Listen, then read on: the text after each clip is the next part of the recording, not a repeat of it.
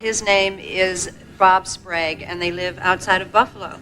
And they are absolutely extraordinary people. And if they're watching, hi, it's kind of like saying... It is the story of a woman who offered the world a quiet kind of magic while keeping the weight of her private life carefully sealed away. Elizabeth Montgomery was born beneath Hollywood's bright glare and its unspoken rules. Her father, Robert Montgomery, was not a gentle guide. He shaped lives the way others arrange rooms, precise, orderly, and distant. Hollywood is no place for a decent woman, he told her. To him, acting was something improper. To Elizabeth, it was breath itself. So she learned early how to hide her truth with calm silence. She applied to drama school, left home, and slowly taught herself how to face a camera without flinching. When her name finally appeared in a television credit, her father demanded it be removed.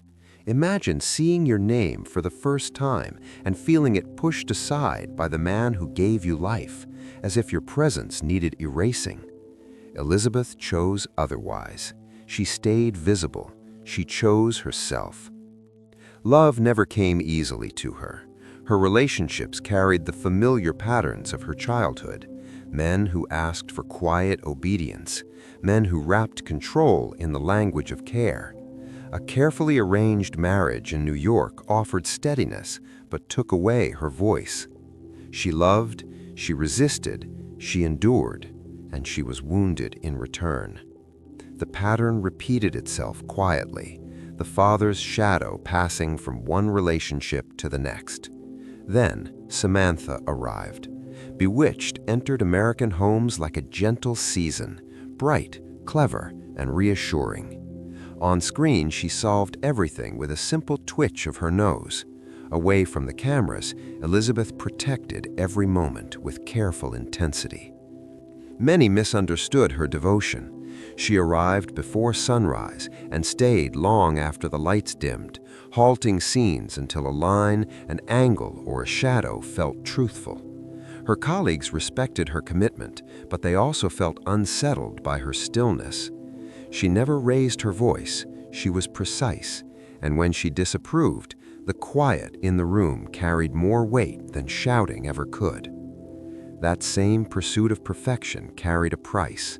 When Dick York faltered during production, when his strength could no longer carry him through the work, Elizabeth's restraint became a dividing line.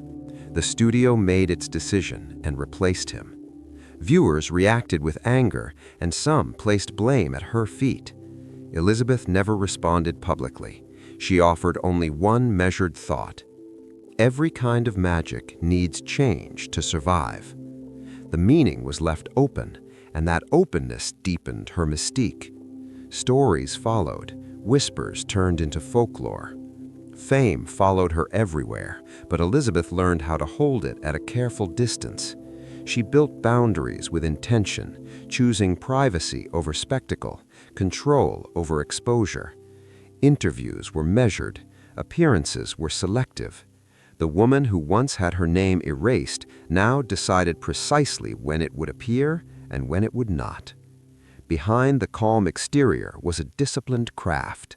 She studied scripts with patience, questioned authority when it felt careless, and defended her instincts even when it made rooms uncomfortable. That steadiness became her quiet power, not resistance for its own sake, but a refusal to be shaped by anyone else's expectations. As the years passed, the image of Samantha lingered, but Elizabeth never mistook it for herself. She understood the difference between illusion and identity. The magic was a performance. The woman behind it was thoughtful, reserved, and deeply aware of the cost of being endlessly agreeable. She chose integrity over ease, even when it meant being misunderstood. Those who worked closely with her often spoke of a rare consistency. She was the same when the cameras rolled and when they stopped. There was no grand performance off-screen, only a woman intent on doing honest work and leaving the rest untouched. As time moved forward, Elizabeth grew more selective with her work. The industry had changed, and so had she. roles became fewer, chosen with care rather than urgency. She no longer chased visibility. She allowed it to come when it felt earned, when the story carried something honest beneath its surface. There was a quiet strength in that restraint. She understood how easily a woman could be frozen inside a single image, remembered for one role while the rest of her story faded. Elizabeth resisted that narrowing. She explored characters with sharper edges, women shaped by complexity rather than charm, even when those roles unsettled expectations. Away from the spotlight, her life remained guarded. She valued routine, solitude, and the steady rhythm of ordinary days. Friends described her as thoughtful and observant, someone who listened more than she spoke. The silence that once unsettled others had become her shelter. She never tried to correct the stories written about her. Time, she believed, would soften what noise could not. And slowly it did. The urgency of Bassett faded, leaving space for a quieter appreciation of her discipline and resolve. Those whispers missed the truth entirely. Elizabeth's life was not shaped by anything unseen or mysterious. It was shaped by intensity. She lived as if steadiness and ritual could hold the world in place. Candles lit with care, a small stone kept in her pocket before scenes, a quiet attempt to still chance itself. Control was the only language she believed could keep her safe. Her life did not stretch on indefinitely.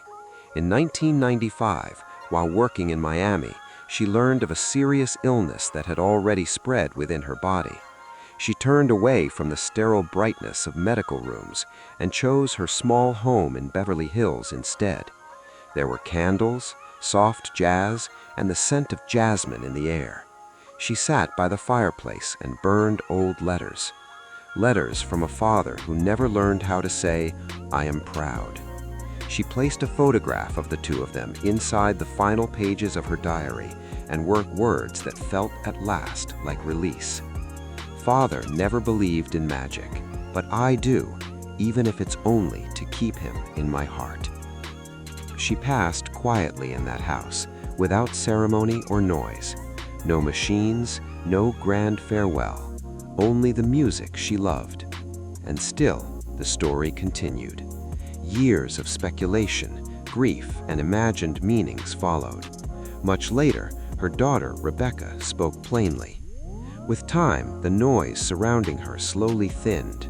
What remained was not spectacle, but memory.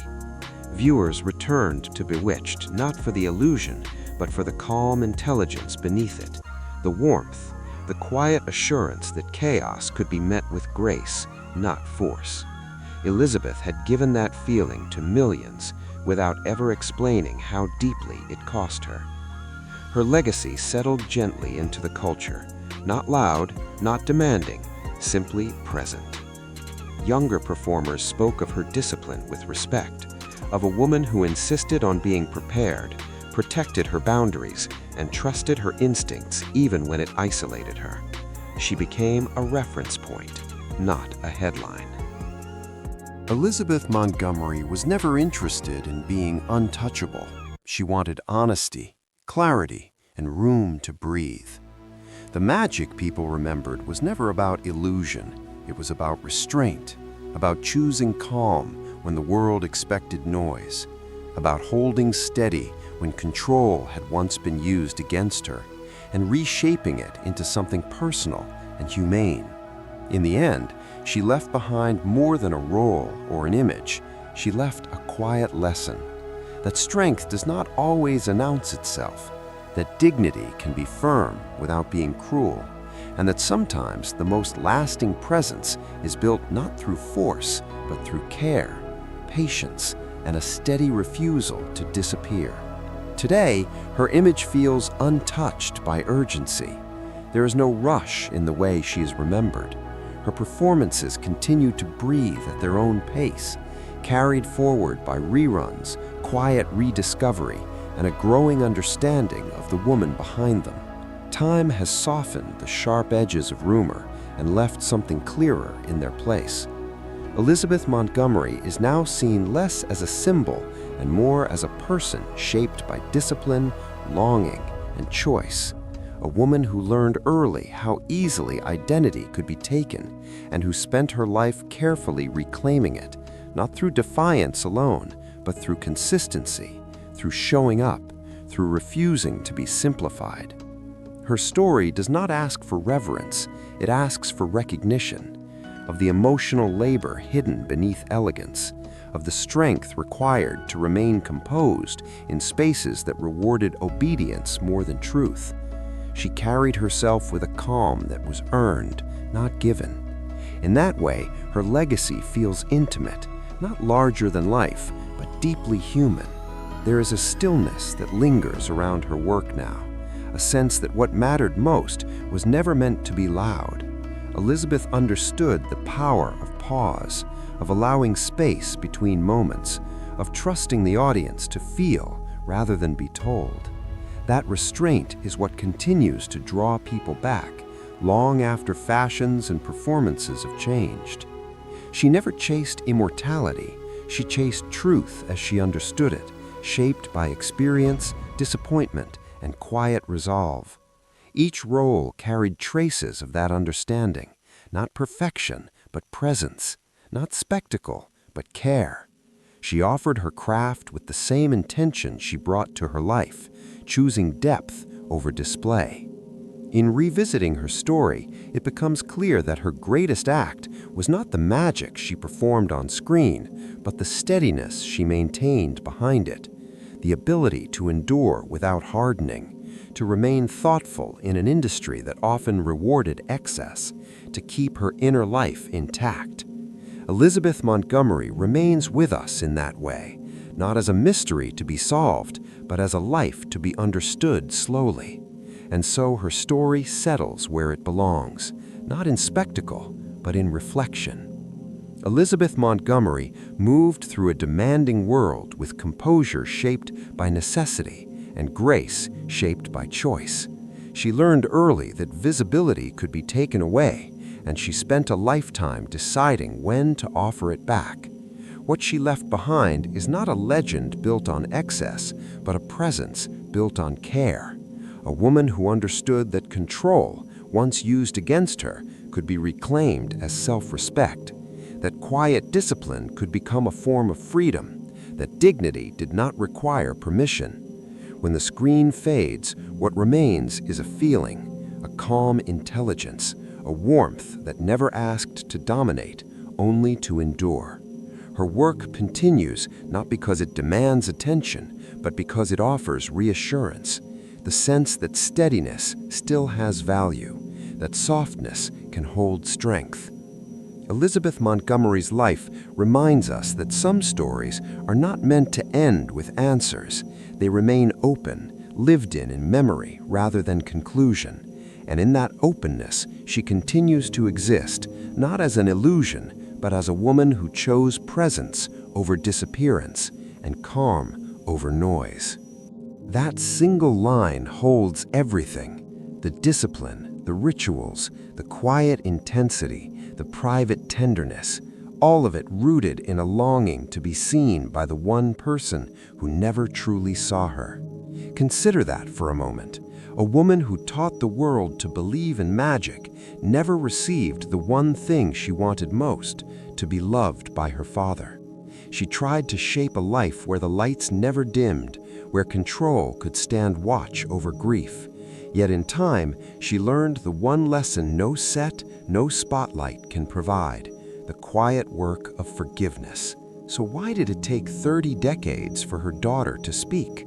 Because Hollywood teaches silence as carefully as it teaches elegance. It teaches people how to present sorrow while keeping the deepest truths hidden. Perhaps the family waited because silence can shield pain. Or perhaps, as Rebecca suggested, they waited until the story could be told with care, until it could be said gently and clearly what Elizabeth herself came to understand: that magic does not live in gestures or tricks, but in the courage to forgive, to release, and to remain human.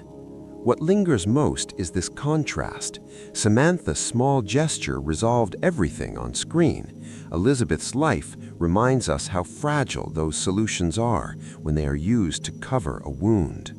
The real wonder is not illusion, it is the steady work of forgiveness, of naming sorrow, and of allowing oneself to be held. If this story stayed with you, even briefly, share your thoughts in the comments. If you value these quiet, human portraits, take a moment to like this video, share it, and subscribe. And as always, see you in the next story.